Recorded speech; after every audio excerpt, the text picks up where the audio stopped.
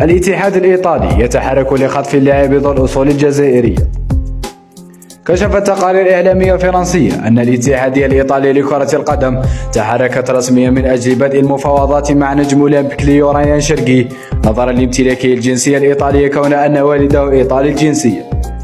ويمتلك ريان شرقي 3 جنسيات، وهذا ما يجعله مرشحا للاعب ل3 منتخبات، أولهم بلد الولادة فرنسا، والمنتخب الجزائري كون أن والدته من أصول جزائرية، بالإضافة إلى المنتخب الإيطالي.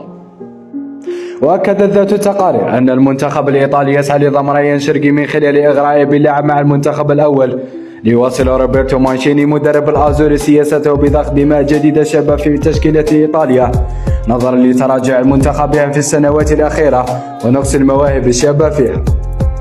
ويقدم ريان شرقي مستويات أكثر من رائعة خلال الموسم الكروي الحالي مع ناديه أولمبيك ليو، ما جعله قطع أساسي في الفريق الفرنسي. حديث الاتحادية الإيطالية عن شرقي قد يصعب ويعقد مفاوضات الفاوض مع اللاعب، وهو ما يجعله يبتعد أكثر عن المنتخب الوطني.